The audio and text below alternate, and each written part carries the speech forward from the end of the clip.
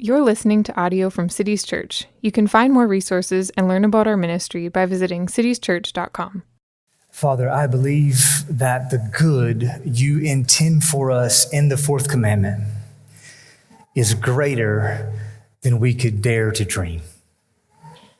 And that is because, as Joshua has prayed, you are a good God. You, the one true God, the holy God who saves, our Father in Jesus Christ, your heart is to magnify your glory in the joy of your people. And this morning, as we open your word together, we trust you in that. We trust you in your goodness, and we ask that you would show us your goodness. In Jesus' name, amen. Amen. So this morning in Exodus 20, we're looking at the fourth commandment to remember the Sabbath. And I want to say from the start that this commandment is not confusing. It's as easy to read as all the other commandments. However, when it comes to the actual practice of this commandment is the most controversial. There is debate here, not so much on the commandment itself, but on how we apply it, or when we apply it, or in what ways it's different for us as Christians than it was for Israel. And just to be clear, so you know, this is the only commandment of the 10 where we do this. All the other commandments have straightforward application, but the Sabbath commandment, which is the longest commandment and which has rationale included with it, this is the commandment we're less sure about, and therefore it's the commandment we're most likely to ignore. Like, I think we tend to assume that God doesn't really expect us to remember the Sabbath like he expects us not to murder. Does he? We treat the Sabbath differently than the other 9 commandments, and I think it's less because each one is fully convinced in his own mind by conviction, and I think it's more because we just don't really understand it. I don't think we have appreciated the fourth commandment. Now, the fourth commandment is a different commandment from the others for 2 reasons. 1, its application has changed in redemptive history. And 2, in the Gospels, we see how the Pharisees so badly abused the Sabbath. So we see that in the Gospels, and we're going to look at both of these things. But my macro goal for this sermon is really simply to show you that the fourth commandment counts. I want you to know it matters. The fourth commandment matters, and we should not ignore it. And here's the plan for how I want to do that. I just want to really do two things. This is the outline for the sermon. Number 1, what is the Sabbath? And then over here, number 2, how do we remember it? What is the Sabbath, and how do we remember it? Okay, it's simple. All right, simple. All right, over here, what is the Sabbath? Now, I have a little statement definition that I want to give you, but I don't want to start there. I want us to get there more inductively, okay? So look at verse 8 again. I want you to hear the command in verse 8. Verse 8, remember the Sabbath to keep it holy. Now notice that the Sabbath itself is not the command, but the command is to remember the Sabbath, which means that the Sabbath is already a thing. And we know this, we've seen this. The Sabbath has been a thing a long time before we get to Exodus 20. It goes all the way back to Genesis 2 in the act of creation. So just listen to Genesis chapter 2. This is verses 1 to 3. Genesis 2. Thus the heavens and the earth were finished, and all the host of them. And on the seventh day, God finished his work that he had done, and he rested on the seventh day from all his work that he had done. So God blessed the seventh day and made it holy, because on it God rested from all his work that he had done in creation. So the seventh day is blessed by God and set apart as holy because it was on the seventh day that God rested from his creation work. We saw this a long time ago in Genesis chapter 2. Now, the word for rest in Genesis 2:2, it's the Hebrew word Shabbat, which gets transliterated in English as Sabbath. So the meaning of Sabbath literally is to stop or to rest. And before it has anything to do with a commandment, we should know that it first has to do with God himself. So Genesis 2 is saying to us, God is a God who rests.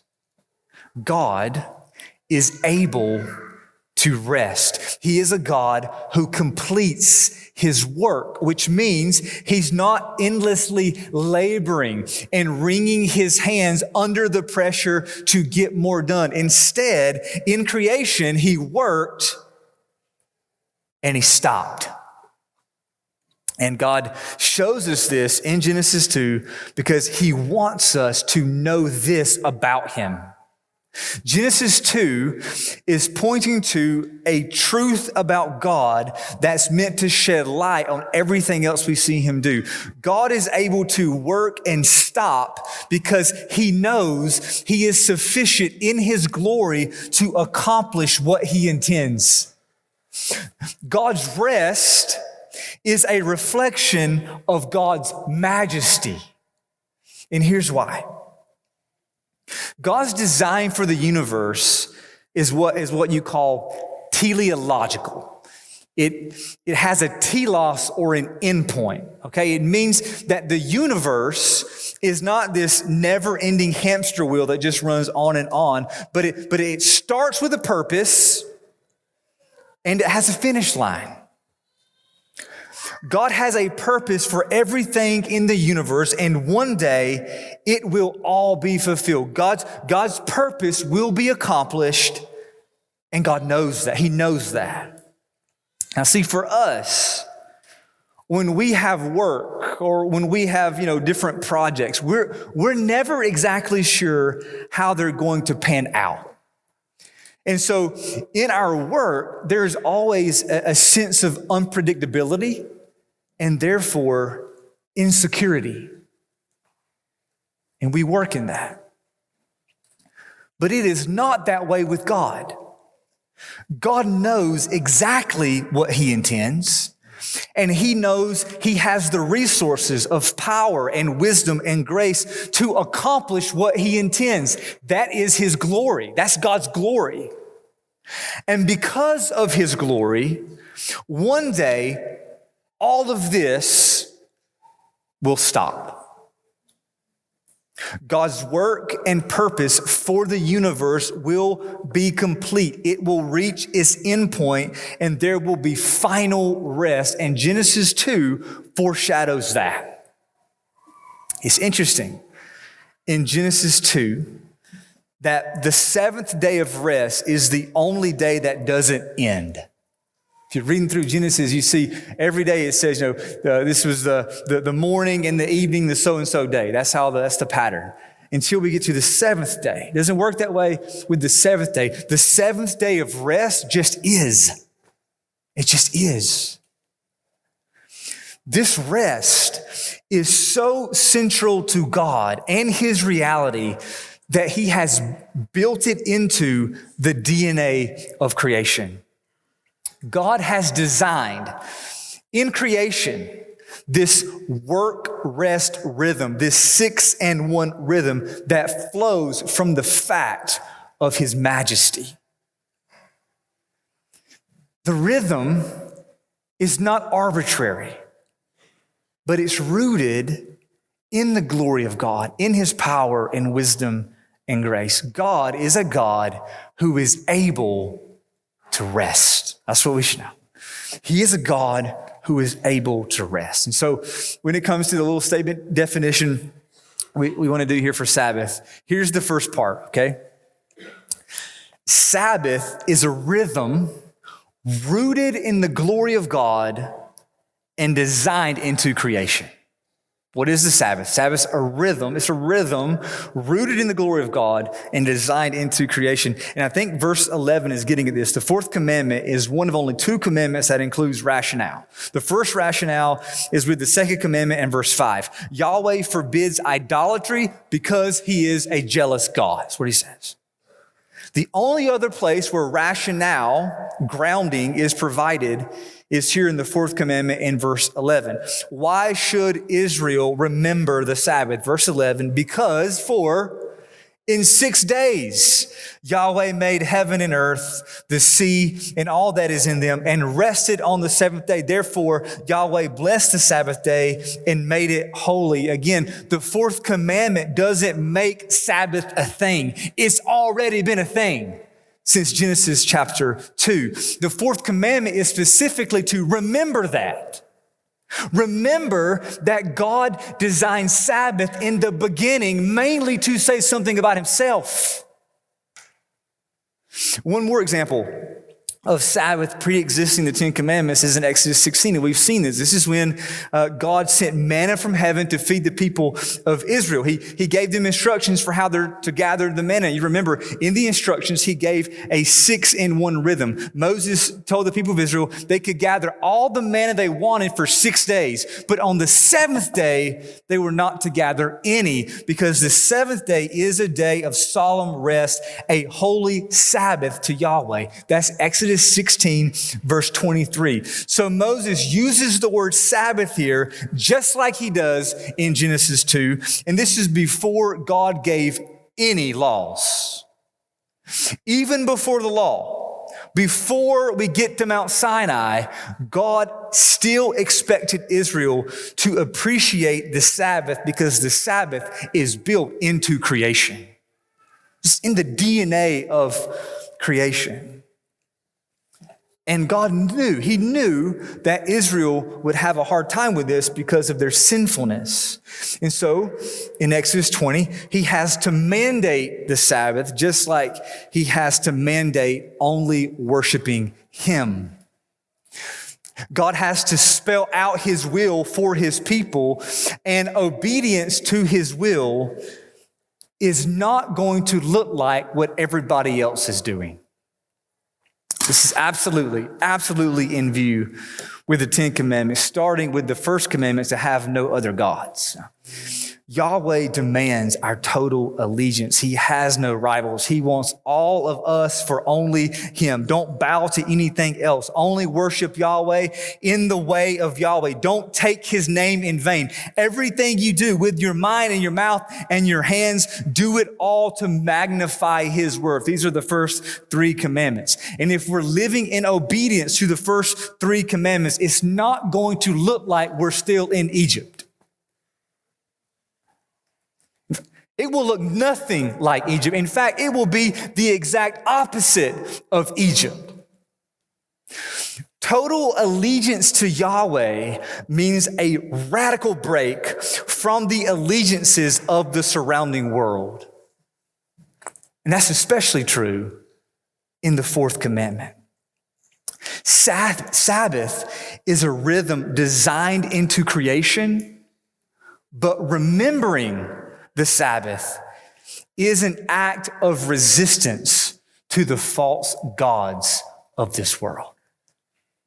So 2 words, rhythm and resistance. Let me explain resistance. Remember back in verse 2 of chapter 20 here, Yahweh grounds the whole 10 commandments in his salvation. Exodus 20, verse 2, I am Yahweh, your God, who brought you out of the land of Egypt, out of the house of slavery. That's the first thing he says here. And so we should consider what was the land of Egypt like? What was the environment from which God saved Israel? It was an environment of endless labor. It was bricks, and more bricks.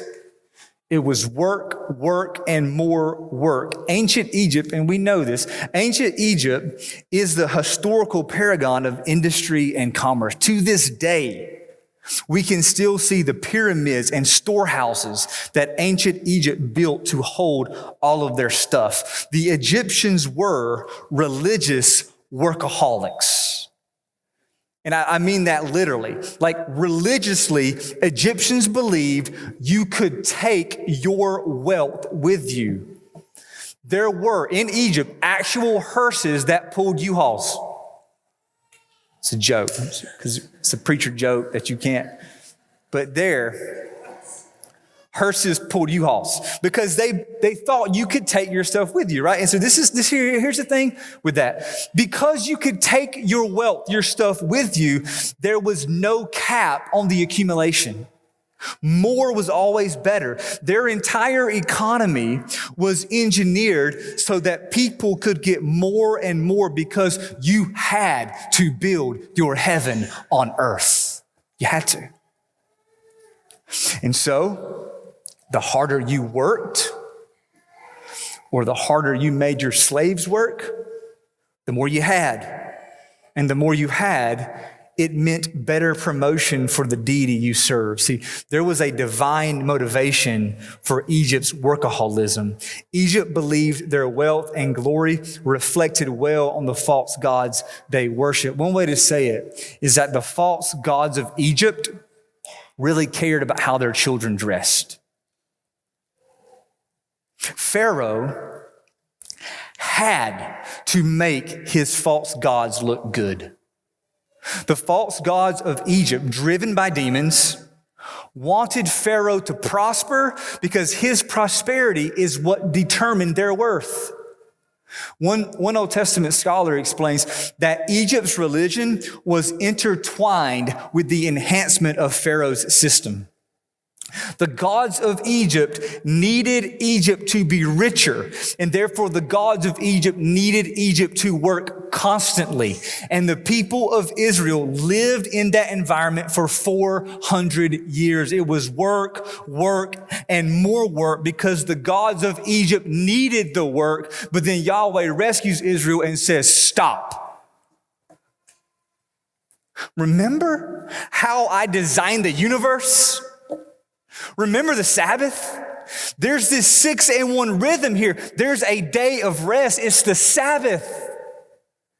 And when God tells Israel to remember the Sabbath, they know that he is telling them to stop living like they lived in their slavery. He is saying to them, I'm not like the gods of Egypt because I don't need your work. I don't need you. And God brings Israel all the way back to the act of creation to make that point. God takes Israel back to the truth of creation to blow up the bad habits they learned in Egypt. Stopping, resting, Sabbath. It is a distinctive quality of the person whose total allegiance is to Yahweh. And that means it is an act of resistance to the false gods of this world. And so now I want to add a second part to our definition. Okay, this is the definition statement. What is Sabbath? Sabbath is a rhythm rooted in the glory of God and designed into creation that is an act of resistance to the false gods of this world. And there's more, okay? So rhythm and resistance gets at the nature of Sabbath, but we need to know more about the content of Sabbath. And so I want you to look at verse 9 again. This is explaining more of how the Sabbath day works. Okay, what are we to do on the Sabbath? How do we keep it holy? Verse 9.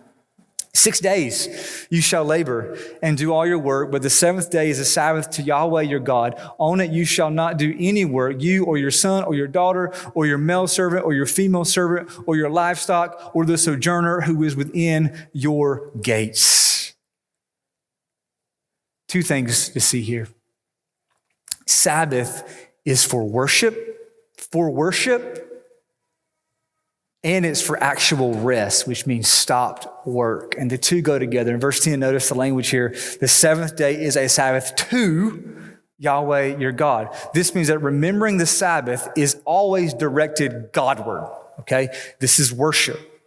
Then also, on this holy day, you shall not do any work. And not just you, but you can't have people working for you. You can't have people working under you. Kids, no homework on Sundays.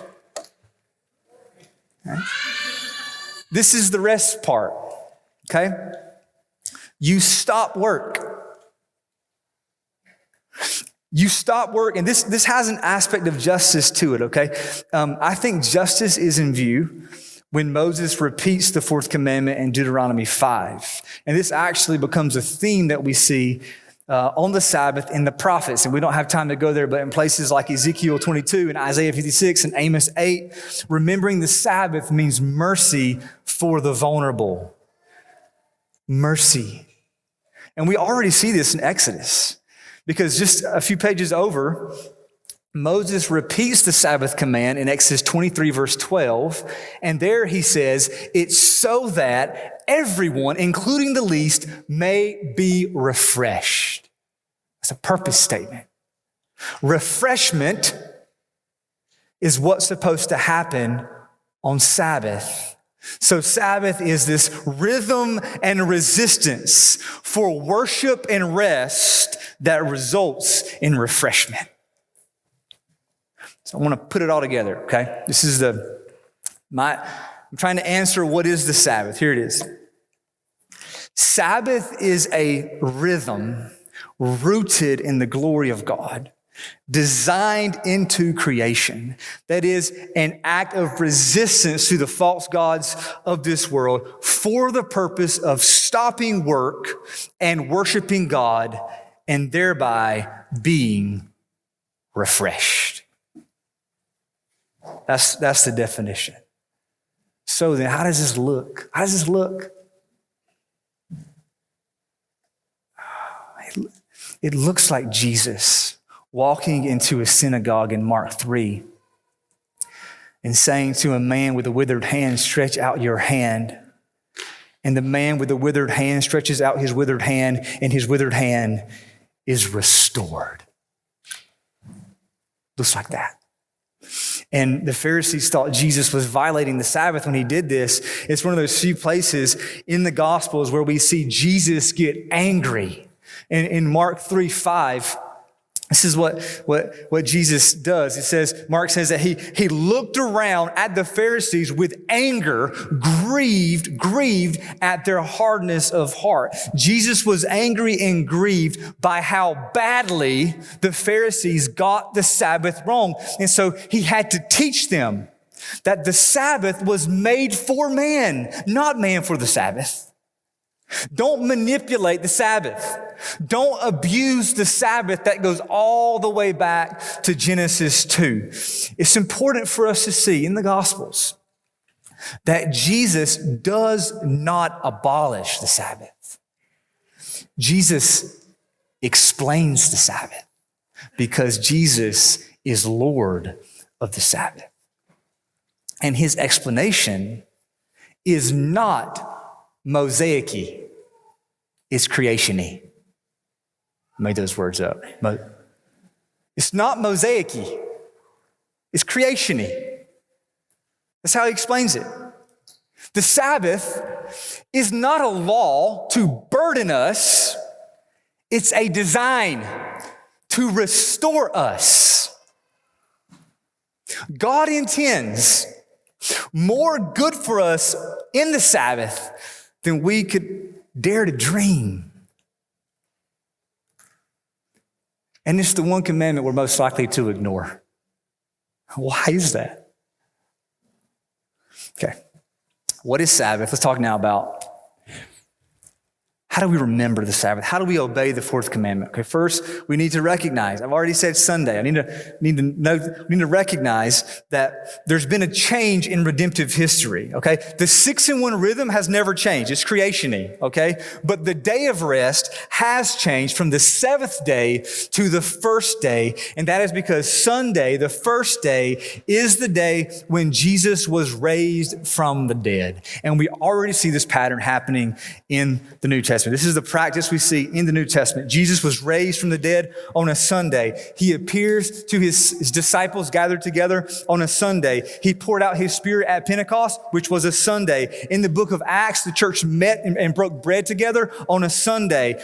In Paul's letters, he talks about the church gathering together on a Sunday. Sunday, because it was the day when Jesus was resurrected, it became the day of worship for Christians. And in Revelation chapter 1, verse 10, John calls it the Lord's Day.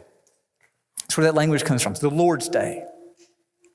Sunday, the Lord's Day, became the one day in 7 when Christians would gather together to worship God, and that meant stopping work and being refreshed. It's the same 6-in-1 rhythm in Genesis, but now Sunday is the special day. And I think it's good to talk about Sunday as the Lord's Day, or we could call it a Christian Sabbath, which is not like a Mosaic Sabbath. It looks nothing like how the Pharisees got it wrong. The resurrection of Jesus gives Sunday a new creation meaning. It has a restoration meaning, which is what Sabbath has always been about. The resurrection of Jesus was the dawning of the new creation into this old world. The new creation is here already, but not yet. See, we who trust in Jesus right now, we have entered into God's rest, but we know that rest is not yet final. There is yet more rest, fuller rest to come. And so we gather together on Sundays to remember that. And there was near unanimous agreement on this in the early church. Most Christians for most of church history have regarded Sunday as special. Sunday is the Lord's Day, and it is special for our good. It's really only been in the last 30 to 40 years, that Sunday has become less special for Christians in our country. And I can guarantee you that has been driven not by theology, but by the economy. It's not like a whole mass of Christians got together in 1990 and decided to suddenly change their theological conviction about Sunday. It's that the world around us has become more like Egypt, and we've just tagged along. And it makes sense when you consider the false gods of secularism and consumerism. Now, a couple of weeks ago, we talked about these false gods of our culture, and this is how it fits together, okay? Secularism, God absence, requires consumerism, God replacements.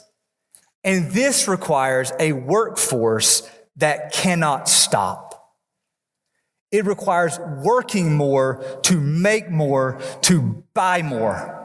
And just like that, we turn our backs on this 6-in-1 rhythm, because every day becomes another day where we can get just a little bit more ahead. Just a little bit more. How's that going for us, by the way? How's that working out? As a society, and even within the church, we are a people of endless work and stress and anxiety. Hey, technology doesn't help. Doesn't help. We are a people of endless work and stress and anxiety. We always have to have something to do. Busyness is the new status symbol. Somehow, by accident, I think we have slipped into serving other gods. If the fourth commandment feels impossible to us, it's probably because we don't keep 1 to 3. They go together. Sabbath is rhythm and resistance for worship and rest that results in refreshment. Rhythm and resistance for worship and rest, that means refreshment. And this is so important for the Christian life. It is as relevant in our day as it has ever been. So I want you now for a minute to think about the rhythms of your life. Think about your calendar. Think about your schedules. Think about your patterns. Think about them. Hold them right here in your minds. Think about them. Do you have a rhythm for rest? Are you making the most of Sunday? Now, when I ask the question, don't think restriction and confinement. Think refreshment. This is for your good. And the exact application and details are going to be different for us. Some careers require you to work on Sunday. I get that. We are not under Mosaic law. We are not under Mosaic stipulation and sanctions. Obeying the fourth commandment most basically means that you have a rest rhythm for worshiping God that refreshes your soul. And because it involves worship, ideally, it's going to include Sundays. But there's not a strictness here. We don't rigidly clock in and clock out. That's not how it works. It's a rhythm, okay? It's a rhythm. Think about it as a rhythm. It's a 6-1 creation-y rhythm. And so maybe it means all day Sunday for you. Maybe it starts Saturday morning and it goes through Sunday morning. Maybe it's right after the kids' nap time on Saturday and it goes through nap time on Sunday. Like whatever the details. The point is that you stop, you rest, you worship God, and you be refreshed. Jesus wants your soul to be refreshed. And this is something I want so badly to grow in. I think all of us have room to grow here. Here's the thing, I think we should all feel more refreshed than we do. We should feel refreshed more often than we do. Remember what Jesus says in Matthew 11, verse 28? Come to me. This is the Jesus you worship. This is the Jesus we worship. Come to me, all who labor and are heavy laden, and I will give you rest. Take my yoke upon you and learn from me, for I am gentle and lowly in heart, and you will find rest for your souls. Jesus says that if we come to him, he will give us rest for our souls. And there's a spiritual aspect to this. When we stop our works for self-righteousness and we trust God, we enter into God's rest. Hebrews 4 talks about that. There is a spiritual aspect to rest, but it's also more than that. Jesus talks about rest as an actual experience. It's a felt reality that one day we're going to know more fully, but we get a foretaste of it now. Jesus says, rest for your souls now.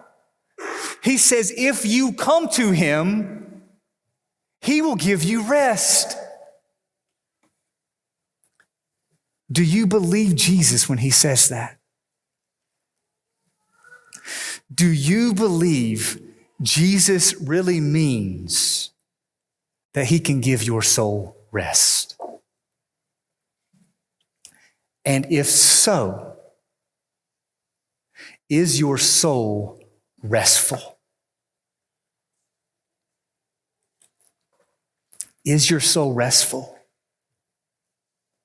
I'm going to say something here that might sound challenging, but it's something that I want us to consider. If we have believed in Jesus, if by faith we have stopped our works and entered God's rest, if we have come to Jesus, but our hearts are never restful, we have to conclude that either Jesus doesn't really mean what he says in Matthew 11, or maybe we are not following him like he calls us to.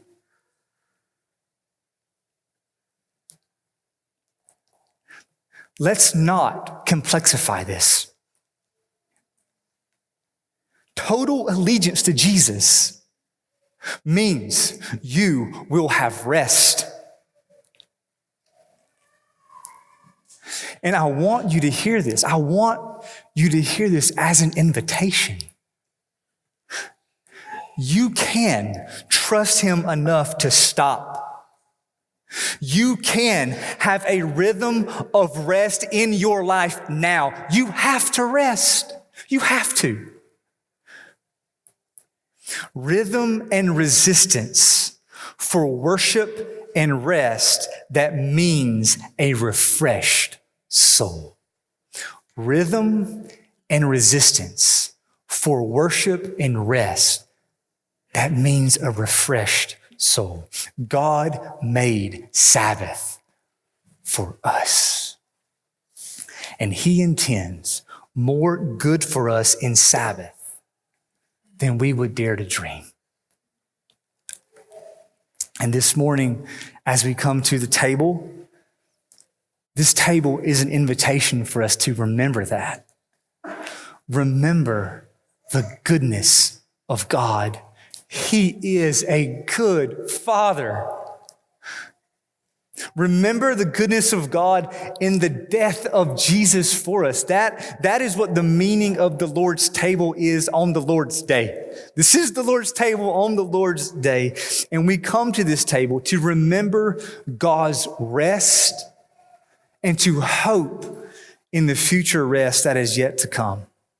And so this morning, if you would remember and hope, if you trust in Jesus, if you are united to Jesus by faith, we invite you to come and eat and drink with us. We're going to serve the bread first. His body is the true bread. Let us serve you.